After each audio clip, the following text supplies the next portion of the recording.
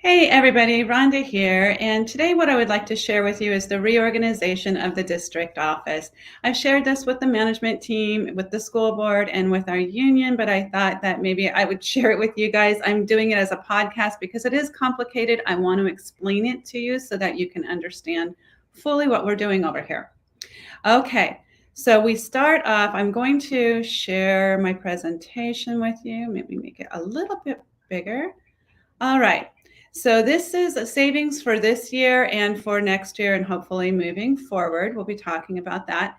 So as you know, people have come, people have gone, and we've taken this opportunity to really look at some positions here and see how we can streamline things, make things more effective to get more people out there to support our school sites. So this is pretty much my slide. Our organization chart starts with the School Board of Trustees. I am their employee. I report to them and they evaluate me. Under my position comes the Human Resources Executive Director, Business and Operations Assistant, Superintendent, Educational Services Assistant Superintendent, School Principals, and Executive Assistant to the Board and Superintendent. What is not here that used to be here is the Executive Director of Pupil Services. We have taken those responsibilities and put them in other areas, and I'll show those areas to you right now. So I was laughing at this slide because for some reason when I uploaded it, it turned one of my circles into a box. So I couldn't make it go back into a circle. Here we go. This is our Educational Services Assistant Superintendent. As you can see, this is a very, very busy department, a lot of responsibility here. Under this position comes 2 Ed Services Coordinators. Previously, we had 1.5 Ed Service Coordinators. We've gone ahead and made 2 full positions instead of 1.5. These positions will be working very, very closely with our MTSS TOSAs. We've also added 2 MTSS TOSAs to the mix. What I heard from you guys loud and clear in the first survey that I sent out is that we need some more support on the sites with behaviors. Previously, these TOSAs did work and support staff with student behaviors. However, last year they switched to the academic side of the house, and so they were doing more of that. So we're adding more people so that we can do a little bit of both. We need to get those academics in there, but we also need to support with those student behaviors. Coming over here, we have the Executive Administrative Support Services. So this is the administrative assistant to our educational services person. In our one and only box, we have the Director of Special Education. That person is responsible for all of the special education staff. You can see that under them. Next to them, we have the Director of Pupil Services. That position is responsible for the health department staff and the counselors. The school site principals will still be evaluating the counselors. However, professional development and district support to the counselors will come from the pupil services director. We have our Tech TOSA there as well. Educational technology falls in there, and yes, the preschool program. So this position is responsible for a whole lot of oversight. This is our Human Resources Department. And so we have the Executive Director of Human Resources who has 3 people under this position, our Personnel Assistant Confidential, our Personnel Assistant, and our Personnel Technician. This department has a big job. They are responsible for everybody's credentials, making sure that people are placed in the proper and appropriate space on the pay scale. They do all of our compliance reports. There are a lot of them from the state.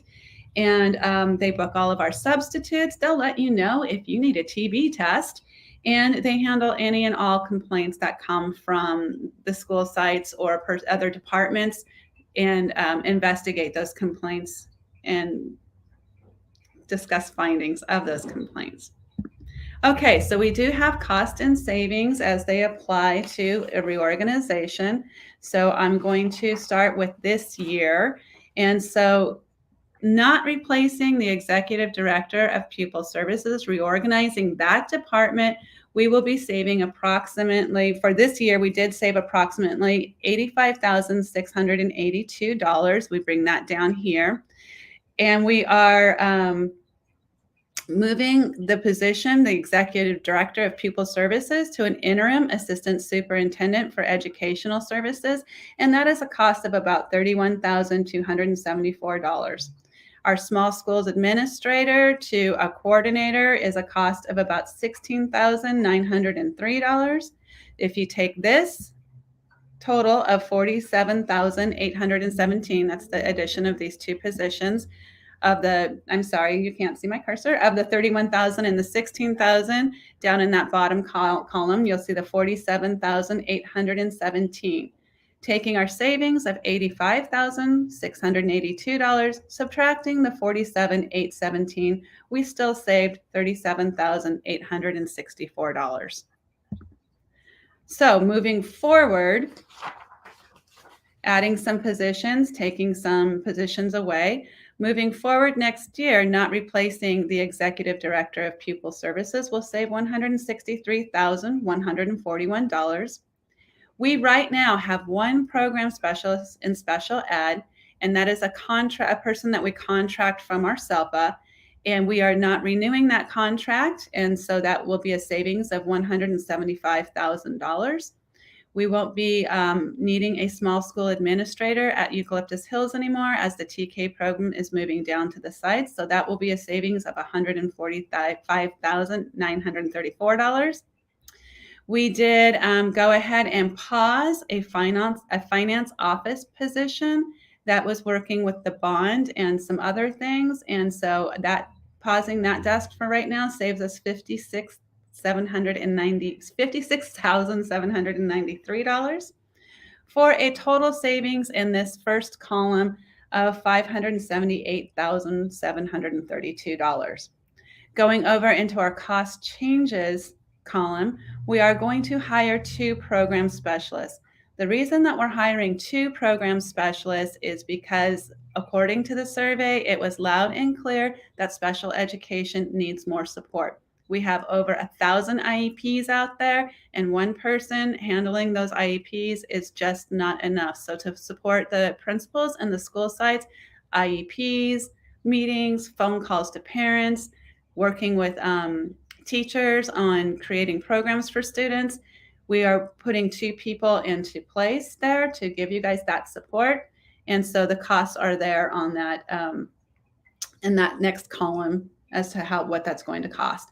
The increase of the 5%, the 0.5 coordinator, will be about $72,000, $72,967,000. So our total cost down in this column for next year is $295,599.